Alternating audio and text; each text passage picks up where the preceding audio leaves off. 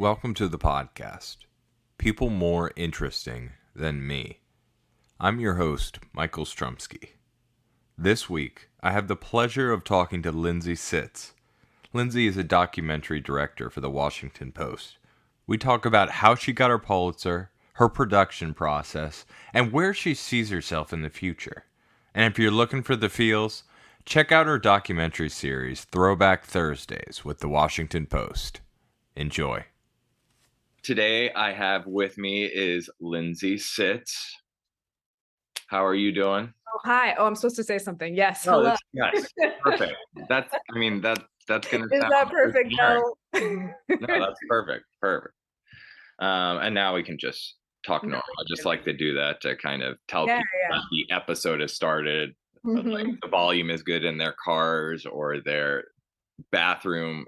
I hope nobody's listening in the bathroom. This is such People are. bad banter, bathroom music. One of those rough mornings. Sunday brain. It's okay. I get it. I have my coffee. I have my tea. Both have caffeine in them, so I'm ready. That's good. Mm-hmm. So, like me, you're from Silver Spring, right? Yep. And just like Eric Hutchin last week. Oh, well, that's not true. He's from Tacoma Park, which is Yeah, but I live in Tacoma Park now, so I was like, oh, look at that. Yeah. I grew up in Silver Spring, right in Colesville, so. But right now, you are working for the Washington Post. You're doing Throwback Thursdays, which I definitely recommend anybody listening who wants an easy video every week. And if you love the 90s, that's like the vibe you're going for, right? Like a vibe, yeah. story, like, and it's just Nostalgia. like chock full. It's amazing. Yeah, so I'm not making that currently, but we have 2 seasons that are out right now. And yeah, I just basically talk to different millennials about a formative life experience, and then we recreate it with puppets, stop motion actors, young kid actors, and lots of nostalgia. So Yeah. You're doing what I'm doing, but 10 times better. Not like a guy in a basement talking with a raspy voice, interviewing people. But yeah. I loved making that series. So one of my faves. And I didn't mention this earlier, but I listened to the freezing the eggs thing, and I thought that was like fascinating. Yeah.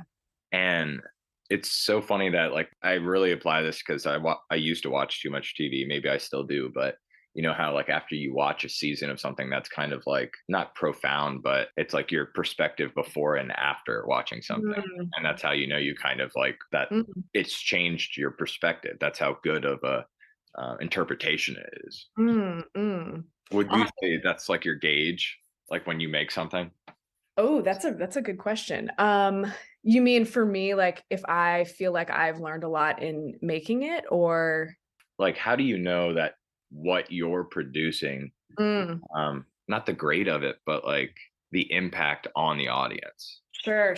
Okay, yeah, that's a good question. I think if I'm applying, I mean, I think to anything, when I'm looking for a story or working on a story, if it hits me in like my heart, and if I feel it in my, like, if I feel the feels, that sounds so millennial of me to say feel the feels, but if I feel it, I know it's going to have like an impact. Like, if I think that's the best way to create is if, or personally, I would say if I feel it, I know that I will feel it in the end, in the edit. Like if I feel it from the beginning, I'll feel it in the edit. And usually I think that's the way I kind of gauge whether I can like stick with a story long enough to watch the edit hundreds of times, in order to get it right. And I think that's kind of what you end up doing when you work on documentary stuff, which is just like reworking it over and over. And if you love it really hard, then you can get to the end of that.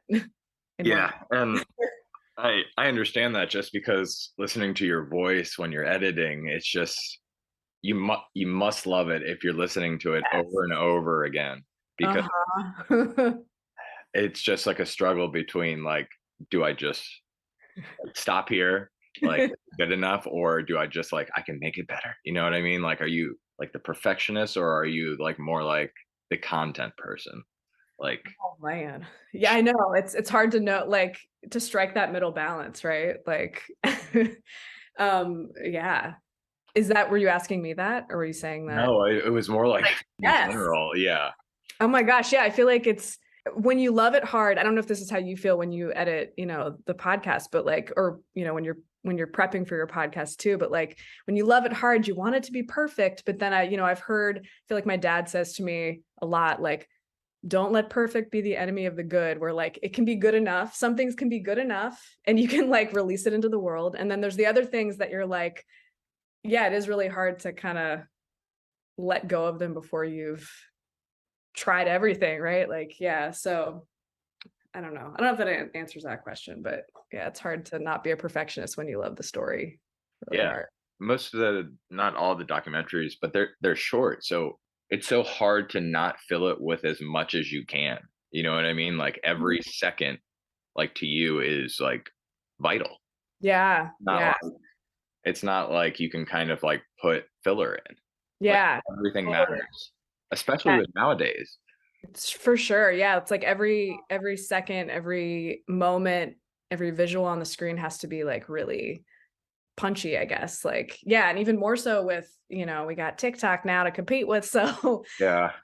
so yeah, it's like everything has to be, I mean, I guess specifically for Throwback Thursday, everything was like so planned out that like there wasn't a second that wasn't intentional, I guess. But yeah, I think it's like that with a lot of things that you see in movies and TV.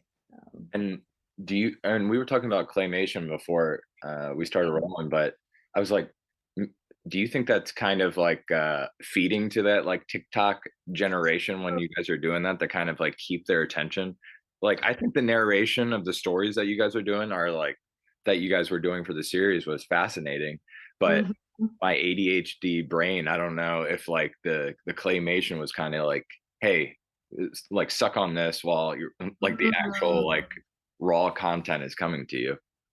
Yeah, I don't think that was the intention with it. I mean, I think there was always the team that I joined when I was working on this series was called Creative Video at the Washington Post. And really our goal was to reach new audiences in different ways. And so we were experimenting with lots of different things. This was one of those experiments. So yeah, I guess I would say, yeah, part of it is like, how can we make this feel young, but I also feel like it kind of fit with the stories we were trying to tell. Like I wanted all of the visuals to feel really like childlike and like very like crafty DIY in that like textury way. And so I think that's why the stop motion I feel like fit in that for me, because it just feels like even though you're talking about a really dark subject, which is a person struggling with their obsessive compulsive disorder, like there are bright colors and like felt. And so I don't know, maybe it just makes it, yeah, maybe it makes it more inviting in a way, but yeah. Yeah. I get what you're saying. It kind of gives them because how can you feel what they're feeling if you've never experienced it before? Yeah. And Yeah. I don't know if felt is going to make, but maybe using felt or some type of different medium can make you feel that way. Yeah. Yeah. For sure. For sure. That's the hope. So I do want to talk about how you fell into that role, but let's talk a little bit about how you got there. So I knew you went to St. Mary's for psychology, but how did you start finding film as a passion? Yeah, yeah, good question. So I actually think at Blake High School, they had a TV production like department. I don't know if you remember that when you were there, but Yep. yeah, like the morning news and the all of that. So I think actually that's not the beginnings. I will go back even further. When I was probably 10, 11, 12, my parents got me like a small little camcorder, and like I would go with Liza, with my sister, make music videos with her and her friends. We did a Destiny's Child music video in the storm drain in our neighborhood. We did like Lifestyles on the Rich and the Famous, Good Charlotte, like with my dad being like, shaking his fists like the rich guy. Like we just did all this stuff and it was really fun. And I was editing those on like a kids editing software on my computer. Before that, I was just like editing from camcorder to VCR. So I was like doing that. And so I just kind of like loved creating stuff. We did short films. I filmed like my dad's basketball practices and games. And I would, edit together little short videos at the end of the season. But then, yeah, in high school, I did TV production. I learned more editing. And then college came, and I feel like I was like a typical 18-year-old where like my mom and dad were being really supportive of like me wanting to study film. And I was like, you guys don't know me. Like, I'm going to do psychology. Like, I just went in a different direction. And but I think that was all like kind of necessary for where I ended up, because I, studied psychology. I ended up working for a couple years, thought I was going to be a social worker, and then switched back into film. So, but I think that like my time working with kids and also learning psychology like really kind of informs like the types of stories I'm interested in telling. So I see that, because I mean, after you graduated from there, you went to. so I went to Prague, or I was in a couple places, but yeah, I studied in Prague during my grad program at American and did some film in their film school there, which was programmed through American University, but it was a very cool experience. We shot on film.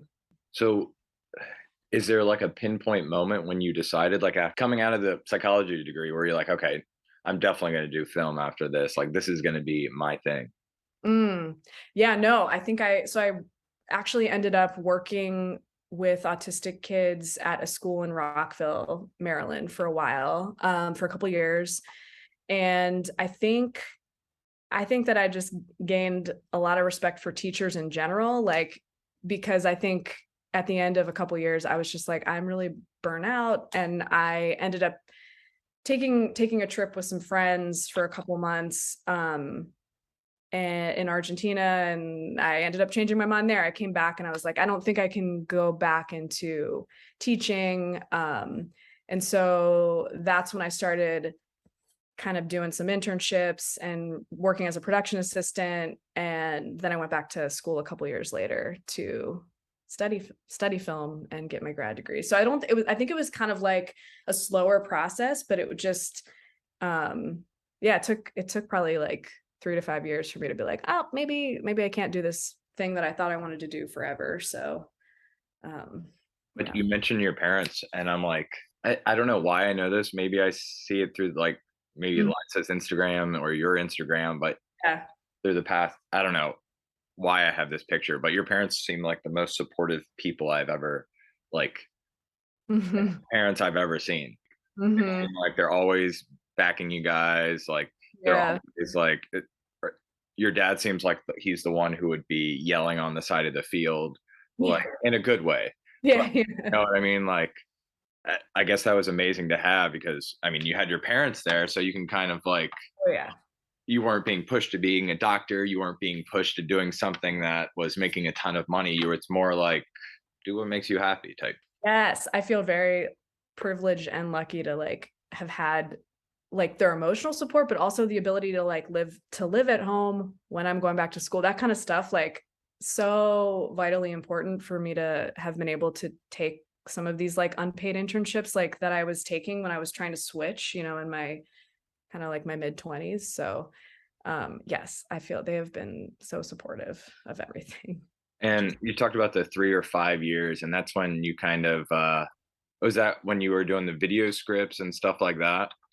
That's kind of when, no, that was before that. So that's really when I was like, I was doing, I kind of got the opportunity. My mom, again, another fortunate connection because my mom also grew up in the area. She knew someone that was a production manager um, on a lot of, films and TV that kind of come through the area. And so that's when I started doing production assistant work on like different commercials, different like TV pilots, and movies that were coming through the DC area. And so I think that was really great because I was able to kind of,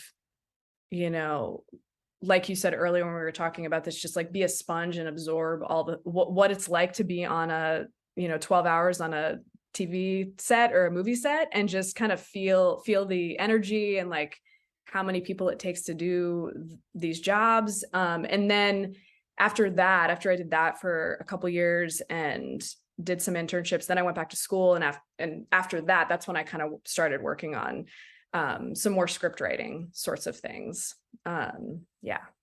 Your documentary, your backpack documentary, you Oh yeah, yeah. talking about fondly Maggie. So if anyone from Montgomery County, which is probably majority of people listening, uh, she walked into Leisure World at one point. I don't know how you just did you actually walk in or did you drive into Leisure World? I probably parked in the parking lot in the shopping center and walked over with my camera, had some sort of business card, like finagled my way in. That's probably what. So if anyone knows the area, and if you don't, I'll set the scene. Basically, the shopping center she's talking about is filled with like you shouldn't see. I mean, nowadays it might be different, but you shouldn't see people below the like. If you're not collecting Social Security, you shouldn't be walking into Leisure World. So you were about, let me think, like 23, 24. Yeah, something around there, 24, 25. I don't know. It's all a blur. And this documentary you did basically takes place in a bar in Yeah. the world of anything. So just to set the scene, you're a 23-year-old in an old person community in a bar. Mhm. Uh, how did you even end up there? It's just so fascinating to me. I think because I grew up in the area, I knew I knew that I wanted to talk to older people about dating and what it was like to date, when you were older. And so I think the way I approached it is I just went there. Probably the first time I went, I probably did not bring my camera. I just kind of went in, and I think one of my friends came with me, and we just talked to different people at the Leisure World bar and asked them if they would be willing to talk with us like on camera. Unsurprisingly, most people were like, no, thank you. Really? There were At a some bar really too. interesting stories. Yeah, that just didn't want to talk about it on camera. But then I met this woman, Maggie, who was just amazing to talk to. I think she was in her late 80s, like 89 when I talked to her. Still had a very long, successful marriage, but Yeah. then Life her after husband that. died. Yeah. And she had been dating this 91-year-old stud, and and they would go on jazz cruises together. Like they were dating, and it was really cute. And poignant just to hear about someone navigating that and still finding different ways to find joy after you've had a love of a past Your a story. life that's no longer with us, and a life story. Yeah. So, but yeah, we just kind of, a lot of it is just walking in, and sometimes people will say yes to you and sometimes people won't. And yeah, you end up in a lot of weird places. I feel like when I zoom out and I'm like, oh yeah, I was at a bar in Leisure World. That is a weird place to be, but I'm so glad that a story So there. I know you didn't take the Enneagram test and you had thought you were a type 9, but definitely check into type I'm 7. gonna take the test. I'm gonna take the test. Yeah. Just because the phrase I hear when I hear type 7 is the world is your playground. And I'm like, Mhm. it's not my playground, but I see everything as malleable. You know what I mean? Like everything has a function, like functional fixedness. Like when I see something like a brick, I mean, it could be a weapon, it could be like build a house, you know what I mean? Like I think of it Mhm. on different levels, but that's just, I don't know. Oh, that's interesting. That's interesting. Yeah, yeah. Yeah, and I think of when I meet people, I think of, how connecting with them and knowing that there's I'm just really curious about people. I think that's what really draws me to, obviously you are too. But yeah, I think that's what draws me to documentary storytelling, is just knowing that there's so much to know about everyone. So yeah, I can connect with that. So it kind of connects to like an itch. That's what you kind of have when you, I guess, pull these ideas for documentaries, right? Yeah, I think so. And just really finding the kind of universality in everyone's really specific experience. I think that's what I I love, just the little details about different people. I'm trying to think of an example, but I did a documentary about I don't know if you saw this one, but it was about this man named Matthew Russian.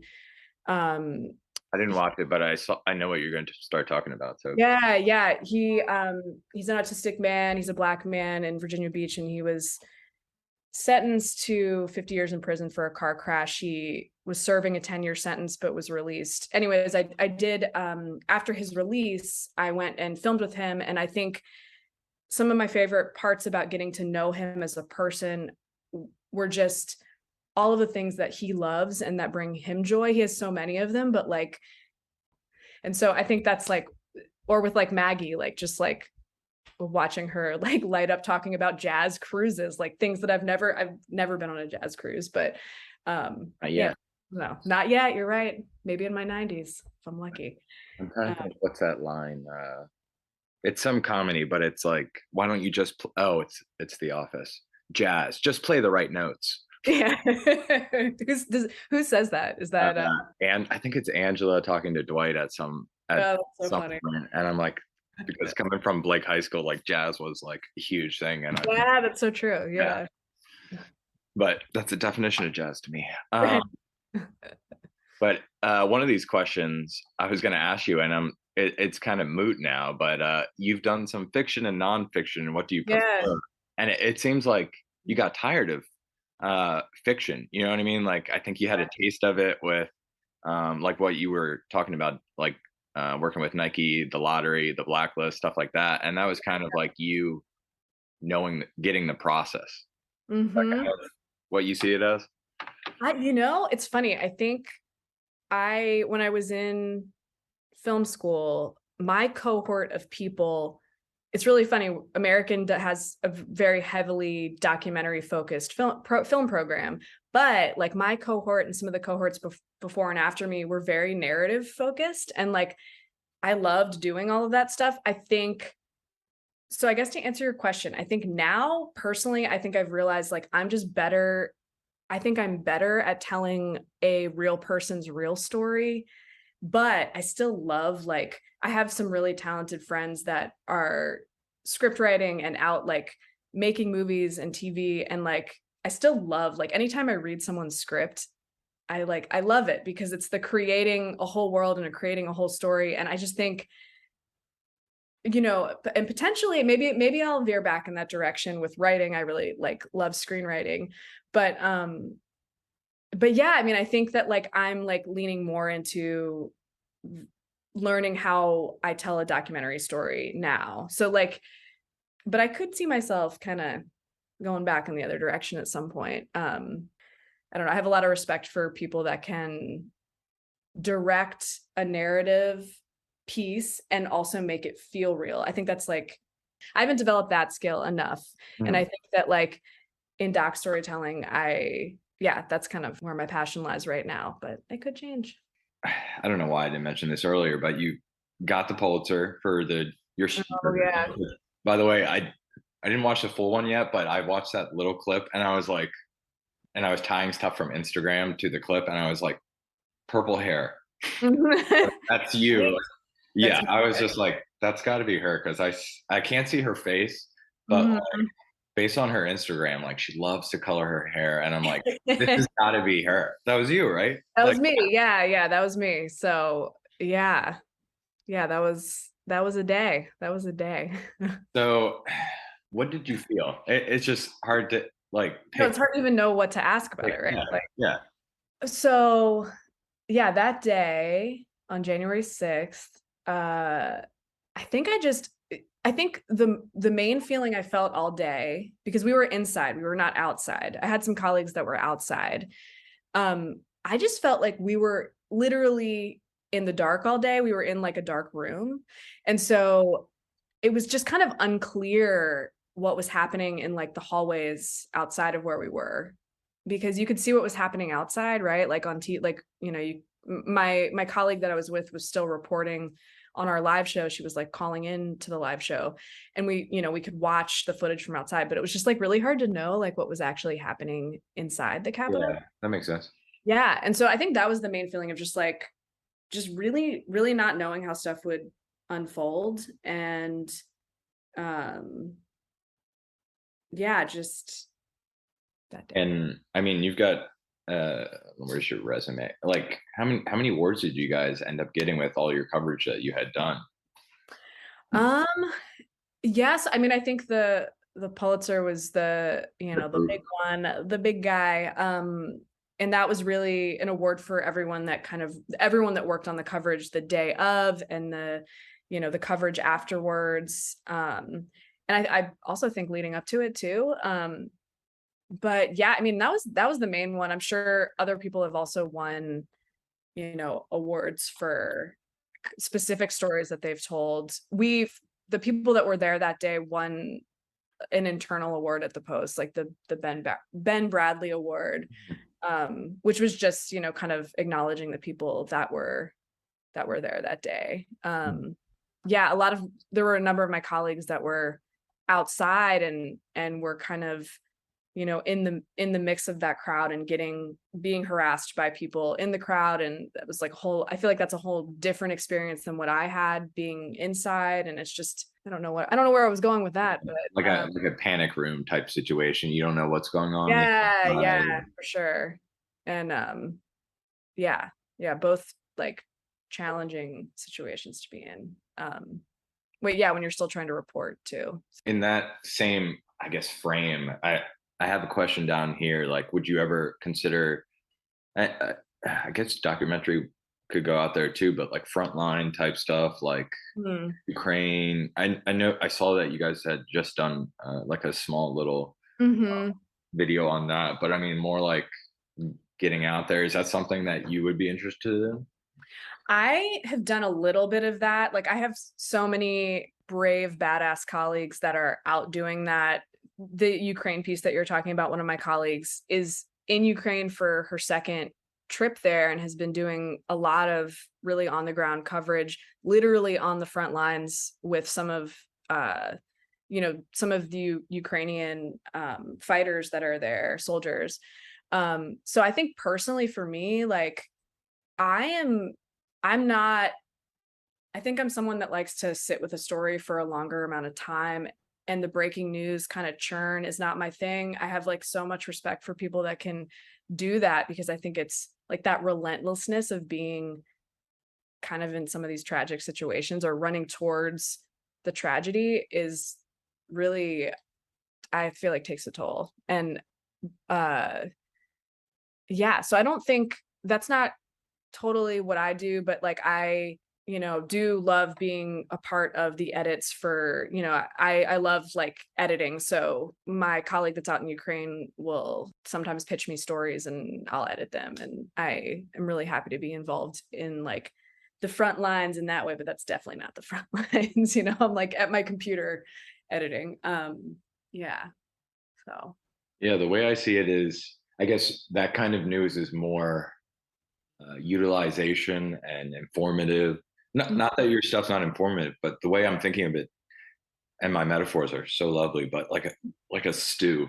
Like you're picking like the best stuff, and I'm sorry to compare it to a stew, but that or making. I wasn't being facetious. I love a good stew, but yeah. But I think of it like you're kind of condensing like all these good flavors or good topics and stuff like that, sound bites, and just like we were talking about before with using like different mediums in your stuff, and that like short clips that you're just trying to get the person listening to change into a different person than when they started watching to the end of it. And I think that's just so important. Like people like me who are like visual learners and not necessarily like reading. Whereas maybe somebody who reads the Washington Post every day is so good at reading and understanding and feeling, but people who are more visually learners, probably one of the best ways is to culminate a video that makes them feel something, makes them change their perspective, which that's what I'm trying to do with the podcast, is to make people, I guess, change their perspectives, that people's paths aren't linear and they shouldn't be, in my opinion. Totally. No, I love that. I love that goal for the podcast, because I think that's like, yeah, that makes so much sense. Like you talk to a number of people to figure out how they got where they got, and no one is linear. Like it's just like you were talking with your Fondly Maggie leisure world trip. It's like, I don't want to be an old person who has the same perspective as I did when I was 20. Mm-hmm. Like it has to change, just like the world's going to change. You know what I mean? Like, Sure. Yeah. Yeah. And this idea that like you can be a totally different person and you will be when you're 90, like that's kind of cool. Like who are you going to be when you're 90? Like yeah, you probably can't even imagine him right now. Like um yeah, that's exciting. it's like, I don't know if you ever had this like in high school or looking back at photos at high school, but every like 2 years you look back at the person you were 2 years ago and you're like, man, like I can't believe like I liked like Green Day and like, you know what I mean? Like, Yeah. or you look at kids that are 2 years younger than me, like, man, I was never like that person. And I feel like I do that now, like 2 years ago, like, man, I'm a father now. Like, Yeah. No, I mean that's a really good point. You're like, and I actually think, it's funny. I feel like that like almost relates to how you look back on your creative work too. It's like I feel like I've talked to some of my friends about like if you don't look back at your old stuff and think that's that's shit, or like not maybe not that shit, but like parts of it I would do differently, then that means you haven't like grown. And so it's like a nice flip on that when you can be like look back and be like, oh, I didn't like that, but I'm doing it differently now or whatever. So yeah, yeah.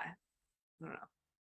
so through your, I guess your documentary career and production and stuff like that, have you had any hurdles that kind of, I guess, made you reevaluate what you wanted to do?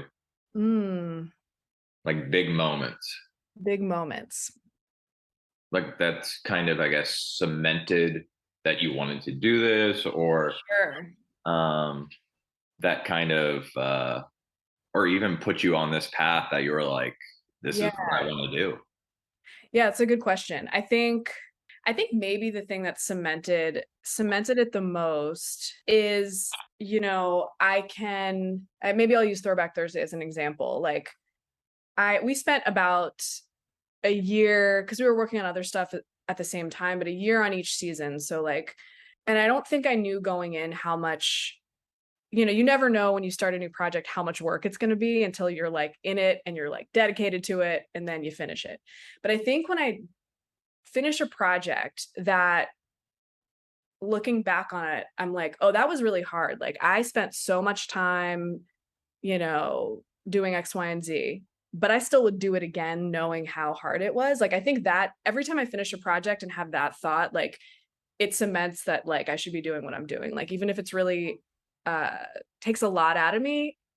Last year, one of my friends who is a director, a theater and film director, asked me to assistant direct a week-long adaptation of a play into a film. And it was like brutally intense, long day. Like it was like, actually, I won't say that. It was like 10-hour days, which to any film person they're gonna hear that and be like, she's soft, like because normal film days are like 12 plus hours. But having worked at the Post and I hadn't been used to those hours for a long time, the 10-hour days, like they were long days. We had a lot to get done. It was a very hard week, but like at the end of it, I was like, I would do that again, like 100% with all the people that I worked with all like the creativity of the project was like so amazing. So it's like, I think when I look at a project and I'm like, oh, like no matter how stressful that was, no matter how little sleep I got, during that week, I would do it again because that was really cool. So I don't know if that answers your question, but I think having moments like that over and over again with projects just like cements that this is what I want to do.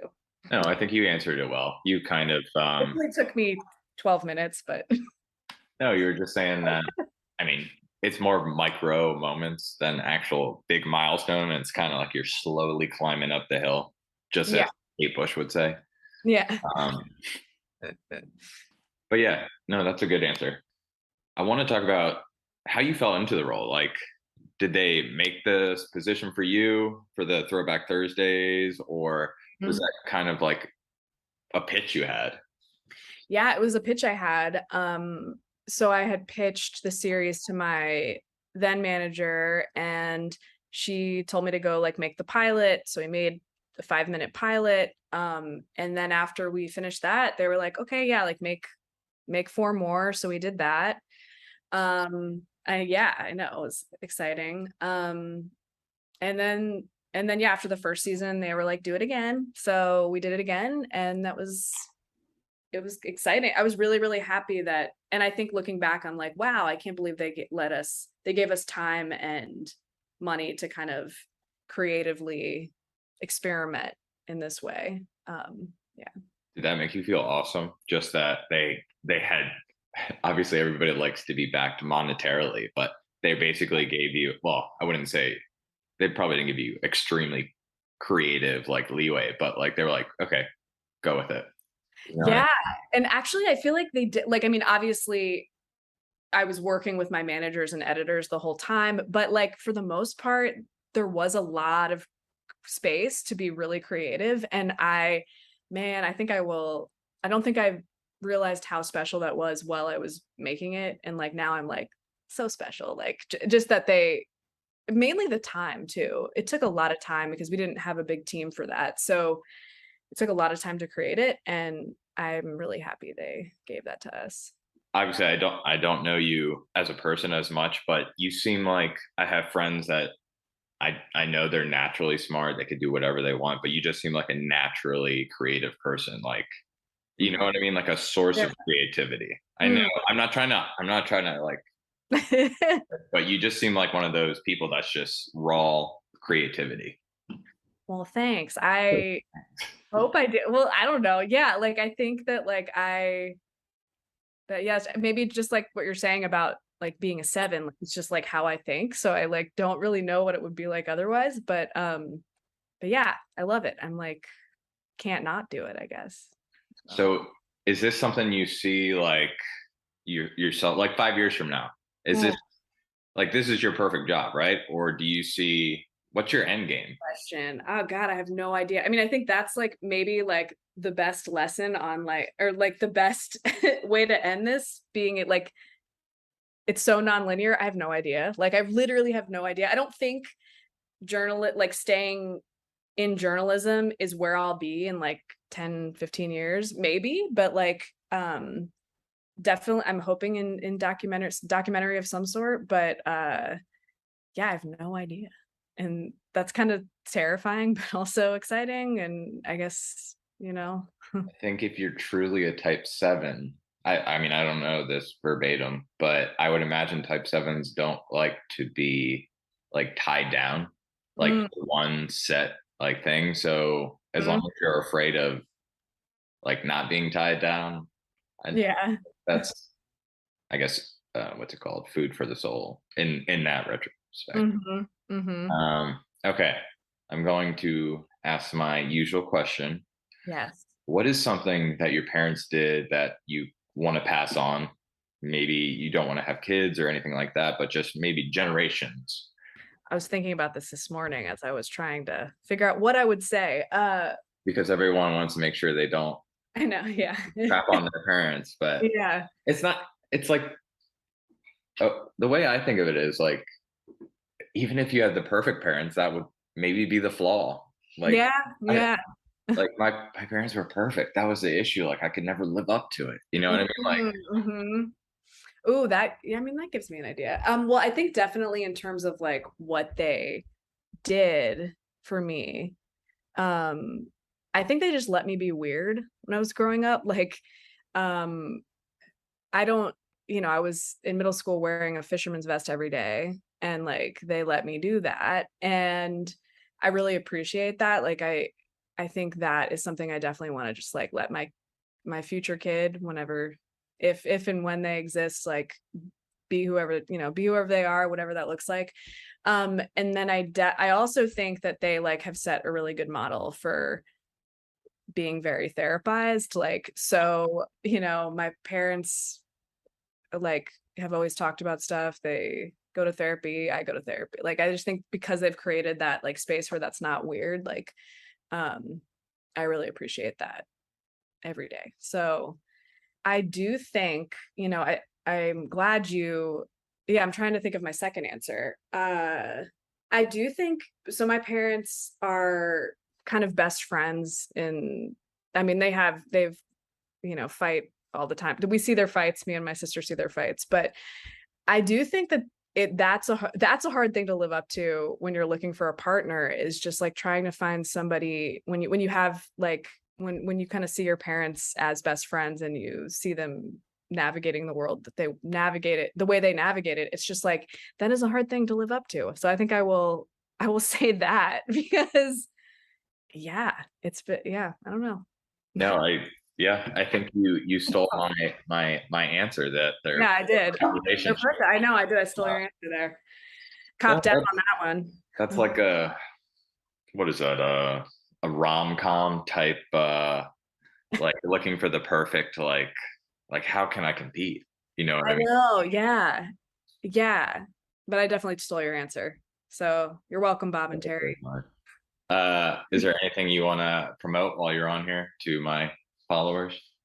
Oh man. Just Like, Throwback Thursday. I always just want to talk about that, because that's one of the things I look back on and I'm like, oh, I still like it. That wasn't shit. Like, when I'm talking about that. So yeah, I'll just be like, hey guys, even though it's not a new thing, go watch it. Yeah.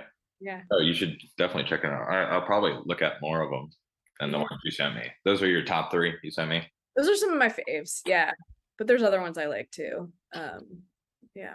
That's another funny thing. Like some people tell me like, oh, I like that episode. And I was like, really?